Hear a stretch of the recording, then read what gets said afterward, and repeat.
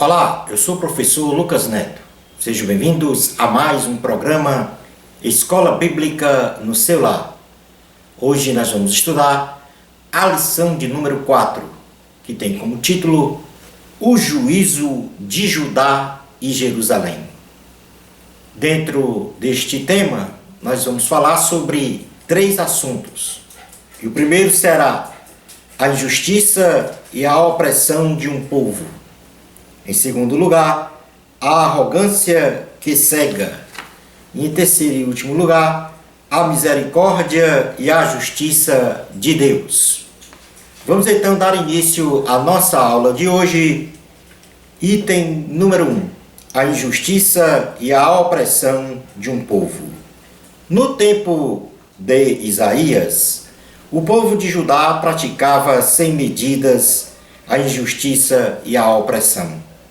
Havia naquela sociedade uma depravação moral, social e espiritual em todos os sentidos, como a que ocorre nos dias de hoje, muito bem caracterizada na epístola do apóstolo Paulo a Timóteo. Então, na segunda carta a Timóteo,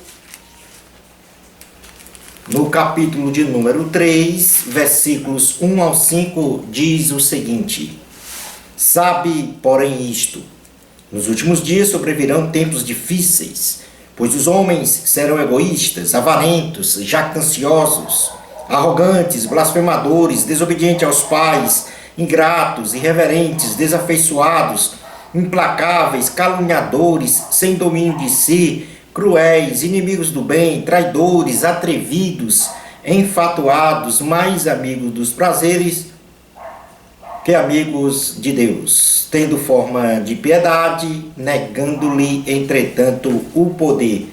Foge também destes. O profeta Abacuque, aproximadamente 100 anos depois do profeta Isaías, constatou a prevalência da injustiça e opressão de Judá, de forma bem real, e então ele interpela ao Senhor porque da indiferença do Senhor a esta situação. Deus, em sua perfeita sabedoria, responde ao profeta que usaria uma nação ímpia para disciplinar o seu amado povo, e assim, em sua absoluta soberania, Deus escolheu os caldeus, ou seja, os babilônios, um povo impiedoso, para punir Judá. E este episódio nós podemos ler no livro de Abacuque, no capítulo de número 1, versículos 1 ao 11, que diz o seguinte: Sentença revelada ao profeta Abacuque. Até quando, Senhor, clamarei eu e tu não me escutarás? Gritar-te-ei violência e não salvarás? Porque me mostras a iniquidade e me fazes ver a opressão. Pois a destruição e a violência estão diante de mim. Há contendas e o litígio se suscita. Por esta causa a lei se afrouxa e a justiça nunca se manifesta. Porque o perverso cerca o justo, justiça é torcida. Vede entre as nações, olhai, maravilhai-vos e desvanecei, porque realizo em vossos dias obra tal que vós não creis, quando vos for contada. Pois eis que suscito os caldeus, nação amarga e impetuosa, que marcham pela largura da terra, para apoderar-se de moradas que não são suas. Eles são pavorosos e terríveis e criam eles mesmos seu direito e a sua dignidade. Seus cavalos são mais ligeiros do que os leopardos, mais ferozes do que os lobos. Ao anoitecer, são os seus cavaleiros que se espalham por toda parte. Sim, os seus cavaleiros chegam de longe, voam como águia que se precipita a devorar. Eles todos vêm para fazer violência. Seu rosto suspira por seguir avante. Eles reúnem os cativos como areia. Eles escarnecem dos reis. Os príncipes são objeto do seu riso. Riem-se de todas as fortalezas, porque amontoando terra as tomam. Então passa como passa o vento e seguem.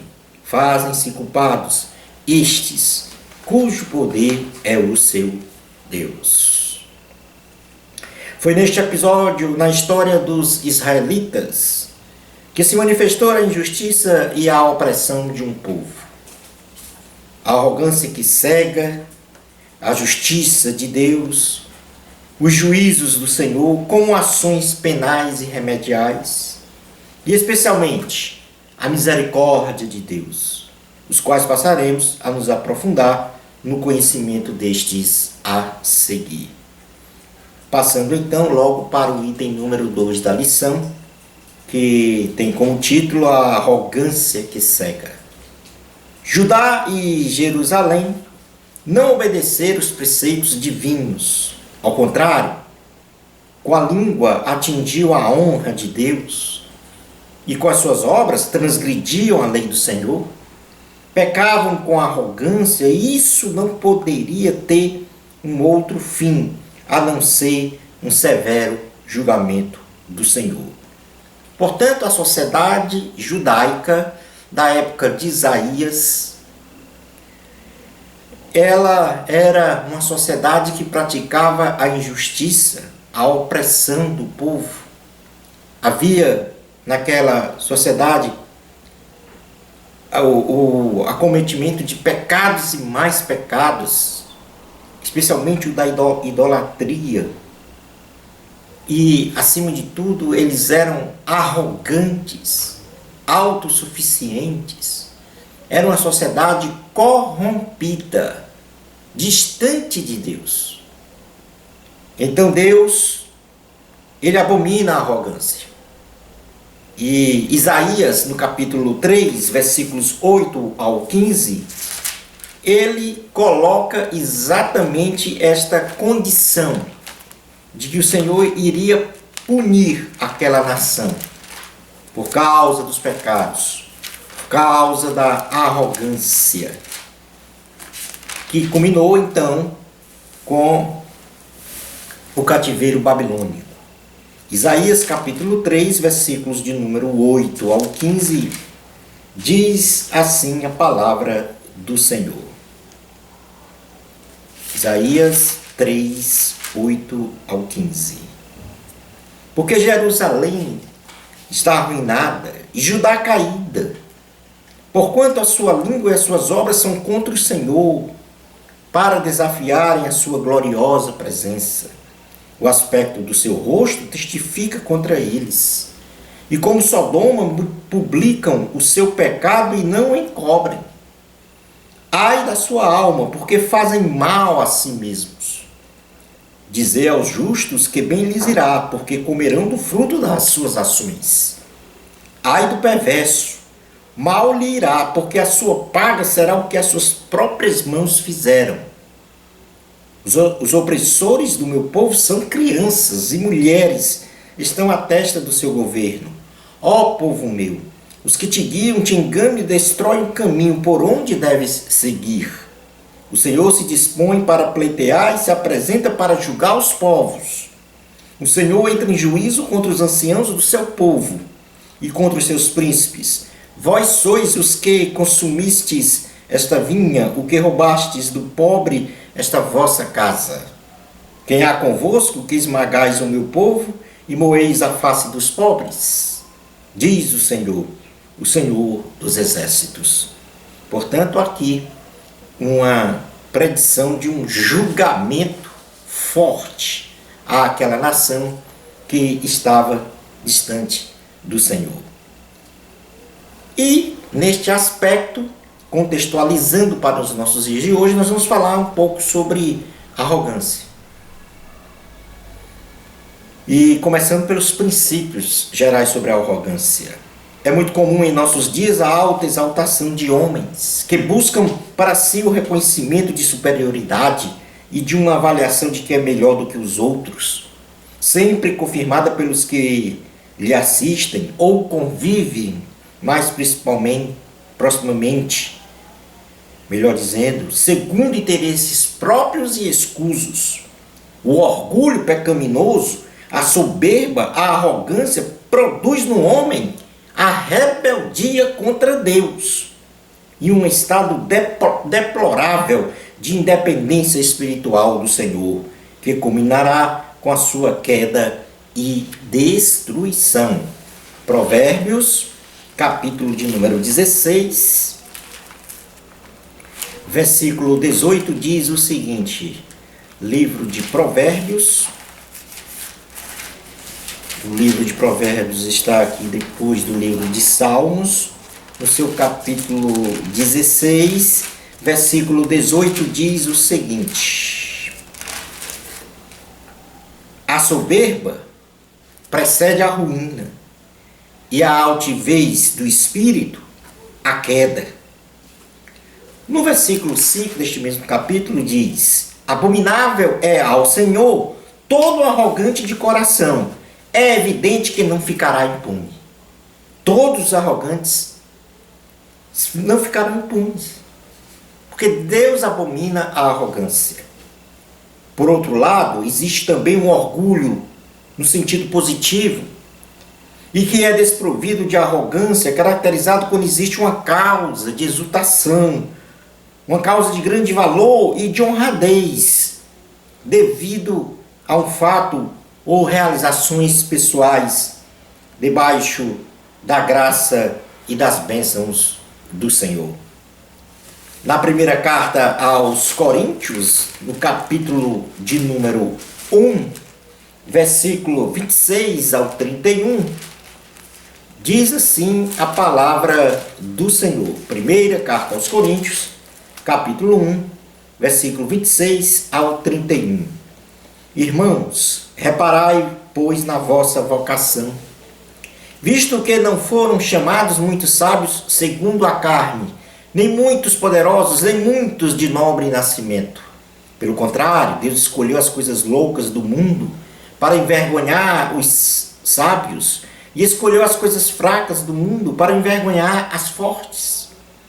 E Deus escolheu as coisas humildes do mundo e as desprezadas e aquelas que não são, para reduzir a nada as que são, a fim de que ninguém se vanglorie na presença de Deus. Mas vós sois dele, em Cristo Jesus, o qual se nos tornou da parte de Deus sabedoria e justiça, e santificação e redenção, para que, como está escrito, aquele que se glorie, glorie-se no Senhor. Portanto, aqui o apóstolo Paulo, ele mostra a vocação dos santos e os valores, né, de Cristo nestas pessoas que realizam o serviço ao reino de Deus. E ele se alegrava com isso. Se tornou muito satisfeito e fez questão de registrar isso a este grupo de discípulos. Mas qual é o conceito de arrogância? A arrogância, também denominada soberba, altivez, orgulho, é um exagerado senso de superioridade pessoal de um homem perante aos outros, bem como a manifestação de ostentação, de presunção e de vaidade. O orgulho é uma atitude pecaminosa, no sentido negativo, considerando que os arrogantes, os orgulhosos, se acham mais espirituais do que os outros, e alardeiam serem sempre os donos da razão e da verdade, estando sempre posicionados com uma visão própria e pessoal de superioridade. Neste contexto, isto não passa de uma falsa e inútil pretensão de reconhecimento aliada às vaidades humanas. Tudo isto é pecado. Portanto, aqueles que estão no corpo de Cristo não podem jamais demonstrar ou desenvolver a arrogância em seu comportamento. No livro de Provérbios, capítulo de número 21, versículo 4, diz assim a palavra do Senhor. Provérbios 21, 4. Olhar altivo e coração orgulhoso lâmpada dos perversos são pecado. Vou repetir. Olhar altivo e coração orgulhoso é a lâmpada dos perversos. Ambos, ou seja, olhar altivo e coração orgulhoso, são pecados. Vamos agora passar a observar algumas características básicas da arrogância registradas na Bíblia. Em primeiro lugar, a arrogância, além de ser pecado, é abominável diante de Deus. Nós já lemos isso. A arrogância, ela tem origem no desejo de poder e autoridade sobre os outros. Deus não opera em favor dos arrogantes. Inclusive, os pune. O arrogante não se aperfeiçoa e caracteriza de forma suprema, sabe quem? Satanás. Porque Satanás é arrogante. Por outro lado, vamos passar agora a falar sobre humildade. E aí, dentre os princípios gerais sobre a humildade, nós temos que a humildade no ser humano nasce de dentro para fora. E como muitos pensam, ela não é pobreza material ou manifestação de timidez, e nem mesmo um estado de complexo de inferioridade. Pois a humildade se reveste de autoestima, absolutamente contrária à autocomiseração. Na dimensão espiritual, o humilde reconhece sua condição de ser criado, de ter uma debilidade e de indignidade diante do nosso majestoso Deus. Isto é, ele reconhece sua posição inferior, a sua própria dependência de graça e da provisão do Senhor. Reconhece ainda Yahvé como a fonte de seu bem-estar, de suas realizações, de tudo que tem e de tudo que é. A humildade não é uma qualidade do mundo natural. A humildade, ela é espiritual, pois é nela que começa o primeiro passo para a salvação, onde o homem se reconhece como um pecador e dá necessidade do perdão de seus pecados. No Evangelho de Jesus, segundo escreveu Mateus, em seu capítulo de número 11, versículo 25 ao 30, diz assim a palavra do Senhor. Porque aquele tempo exclamou Jesus: graças te dou, ó Pai, Senhor do céu e da terra, porque ocultaste essas coisas aos sábios e instruídos e as revelastes aos pequeninos. Sim, ó Pai, porque assim foi do teu agrado. Tudo me foi entregue por meu Pai. Ninguém conhece o Filho senão o Pai. Ninguém conhece o Pai senão o Filho, e aquele a quem o Filho quiser revelar. Vinde a mim, todos os que estáis cansados e sobrecarregados, e eu vos aliviarei. Tomai sobre vós o meu jugo e aprendei de mim, porque sou manso e humilde de coração, e achareis descanso para a vossa alma, porque o meu jugo é suave e o meu fardo é leve. A humildade gera no homem a virtude de submissão, seja nas suas ações, nas vontades e na fé, acatando ordens, determinações, conselhos, reconhecendo a autoridade suprema de Deus, a superioridade dos outros sem ser, no caso, subserviente. Isto é, sem ser bajulador, adulador e, portanto, sem servilismo. Qual é o conceito de humildade? A humildade, do ponto de vista do cristianismo, é uma das principais virtudes da pessoa humana, pois o humilde afasta de si a soberba, que por sua vez anula, a soberba anula os propósitos da graça de Deus no homem. O cristão humilde pressupõe ser uma pessoa gentil, cortês, prestativa, respeitosa e de respeito diante dos homens, e que serve a Deus e ao próximo, ao invés de ser servida, demonstrando realmente a pessoa que é pela transformação da graça de Deus, que promove esta restauração, essa transformação. Mas quais são as características básicas da humildade registradas na Bíblia? A humildade é o primeiro requisito para servir a Deus. Porque pelo conceito, nós vimos aqui que a pessoa humilde é aquela que serve. É aquela que coloca os seus interesses abaixo dos interesses do outro. Então a humildade é o primeiro requisito para a gente servir a Deus. Não nos acharmos superior a ninguém. Segundo ponto, segunda característica da humildade. O humilde, ele usufrui da presença de Deus. Isso nós podemos ler em Isaías, no capítulo 57. Isaías 57, versículo de número 15, diz assim a palavra do Senhor. Isaías 57, 15. Porque assim diz o alto, o sublime, que habita a eternidade, o qual tem o nome de santo.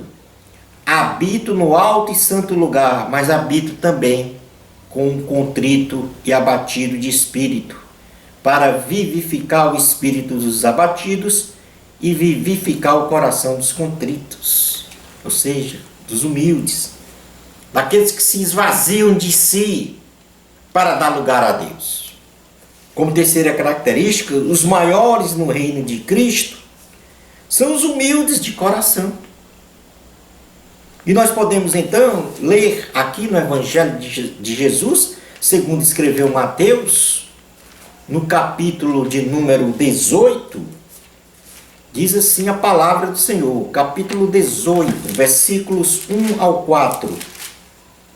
Naquela hora, aproximaram-se de Jesus os discípulos, perguntando: quem é porventura o maior no reino dos céus? E Jesus, chamando uma criança, colocou-a no meio deles, e disse: em verdade vos digo, que se não vos converterdes e não vos tornardes como crianças, de modo algum entrarei no reino dos céus. Portanto, aquele que se humilhar como esta criança, esse é o maior no reino dos céus. Vou repetir. Portanto, aquele que se humilhar como esta criança, este é o maior no reino dos céus. E quem recebeu uma criança tal como esta, em meu nome, a mim me recebe. Já no capítulo 20, versículos de número 20 ao 28, aconteceu aqui uma questão importante de um pedido da mãe de Tiago e João. Vamos ver a resposta do Senhor. Então se chegou a ele a mulher de Zebedeu com seus filhos, e adorando pediu-lhe um favor. Perguntou-lhe ele: que queres? Ela respondeu: manda que no teu reino estes meus dois filhos se assentem, um à tua direita e outro à tua esquerda. Mas Jesus respondeu: não sabeis o que pedis. Podeis vós beber o cálice que eu estou para beber? Responderam-lhe: podemos. Então lhes disse: bebereis o meu cálice, mas o assentar-se à minha direita e à minha esquerda não me compete concederam. É porém para aqueles a quem está preparado por meu Pai.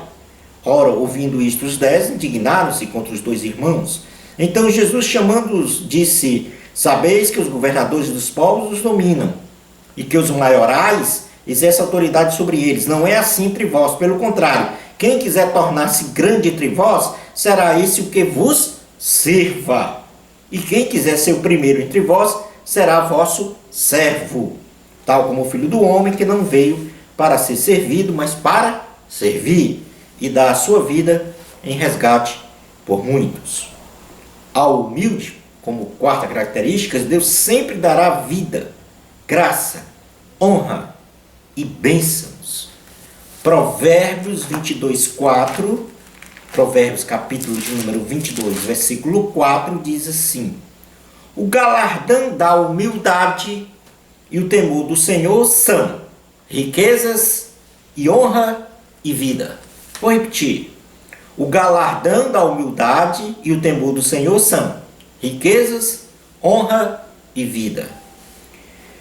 Passemos agora ao item 3 da lição. Vamos falar sobre a misericórdia e a justiça de Deus. A justiça de Deus é manifestada na Bíblia Sagrada como a sua própria natureza santa do Senhor e de um caráter justo também do Senhor.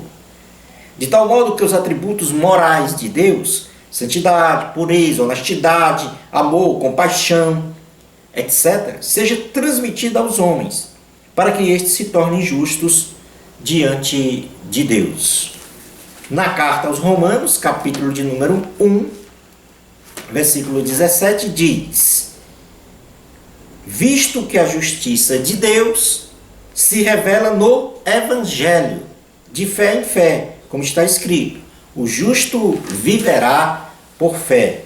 Então, a justiça de Deus, ela está muito próximo do juízo e da misericórdia. Mas, na realidade, a justiça de Deus significa os atributos morais de Deus, que são absolutos e íntegros, tais como santidade, pureza, honestidade, amor. E essa justiça de Deus é transmitida aos homens. E os homens devem desenvolver esta justiça de Deus, viver segundo essa justiça de Deus. A justiça de Deus, tipificada pelas suas qualidades morais, é o referencial pleno e absoluto para os homens imitarem. E se assim viverem segundo a vontade de Deus, numa excelência de padrão moral e espiritual, eles terão, por conseguinte, vida feliz. Se todos nós, homens e mulheres, vivermos segundo o padrão da justiça de Deus, nós seremos felizes. Assim, homens que se desviam e não obedecem a este referencial de justiça, que é a justiça de Deus, ou seja, não fazem o que é certo de acordo com o referencial da justiça divina, suscita o juízo de Deus, que está solidamente atrelado à misericórdia do Senhor. Então, se eu não imito a justiça de Deus, ou se eu não assumo no meu caráter essa justiça de Deus, eu estou passivo de um juízo do Senhor. Mas também estou passivo da misericórdia de Deus, porque Deus é misericordioso. E muitas vezes nós temos registros, inúmeros registros na Bíblia, de homens, nações, comunidades que desobedeceram ao Senhor e receberam o justo juízo, porque Deus é justo e a justiça de Deus ela é absoluta. Então vamos conceituar aqui a justiça de Deus. Conceituamos a justiça de Deus como as suas qualidades morais segundo a sua intrínseca natureza, que são doadas ao homem pela ação do Espírito Santo,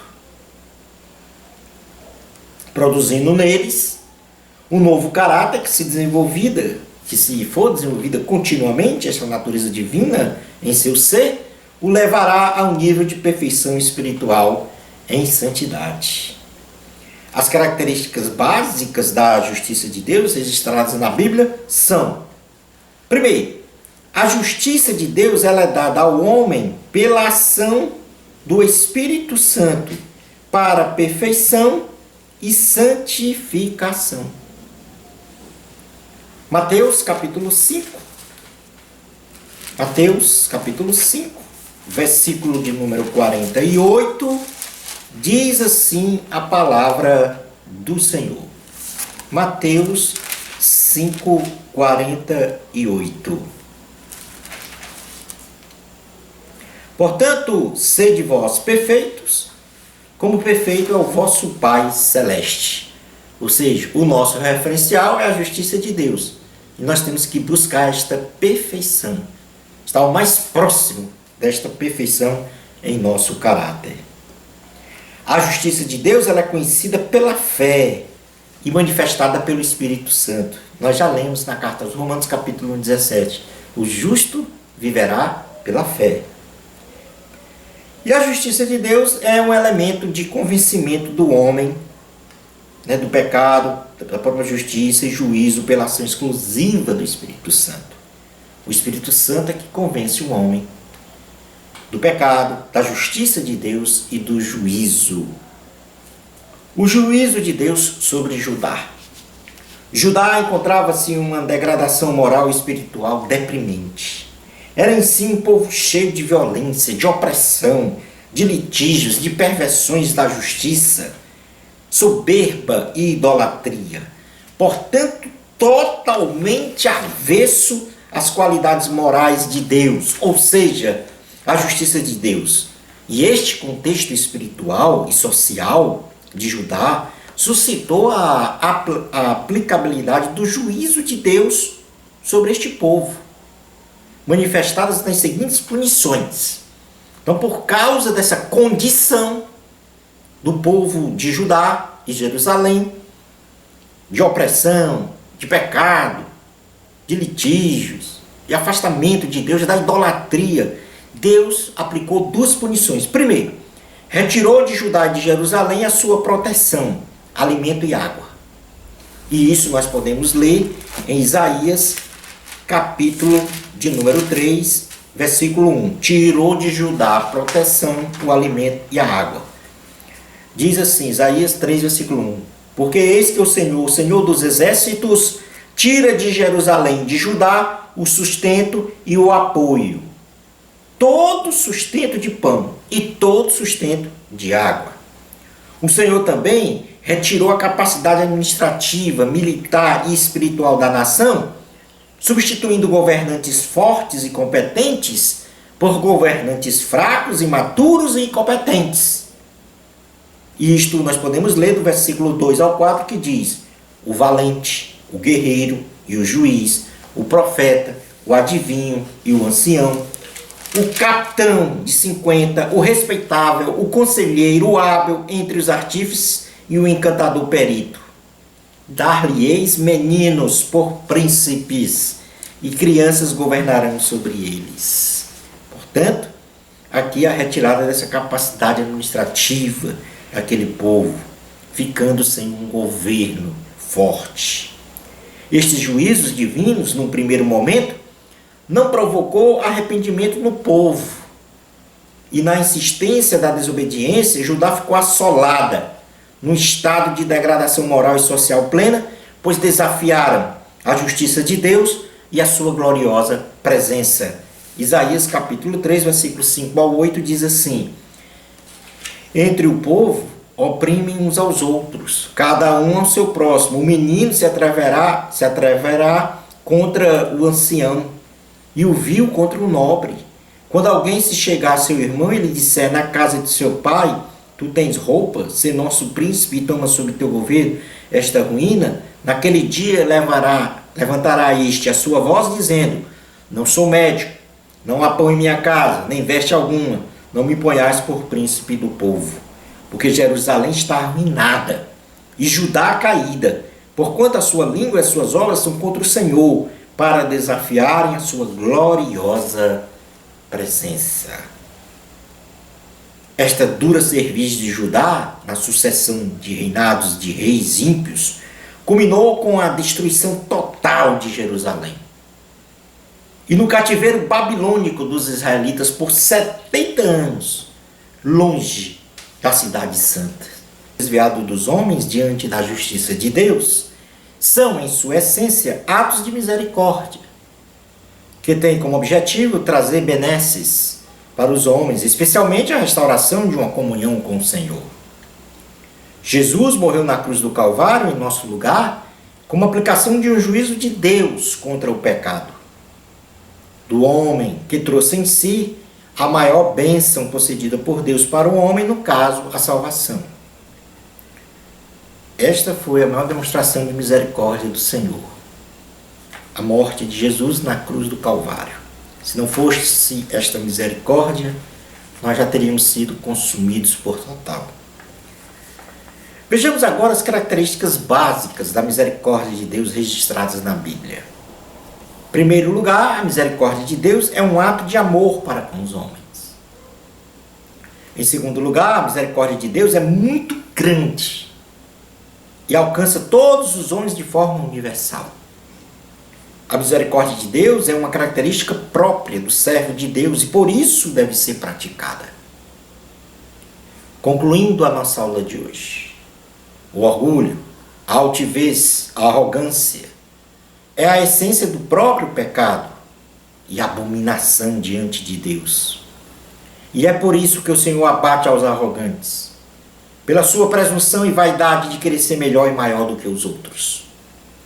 Deus não tolera os arrogantes, e aos humildes Deus exalta e lhes dá graça, visto que pelas próprias palavras do Senhor Jesus, em Mateus capítulo 5, versículo 3 diz: bem-aventurados são os humildes de espírito, porque deles é o reino dos céus. Sejamos sempre humildes diante dos homens e principalmente diante de Deus. Chegamos ao final de mais uma aula. Bênçãos especiais de Jesus para você. Amor a Cristo. A glória é de Deus. Até ao nosso próximo programa, Escola Bíblica no seu lar, se Deus permitir.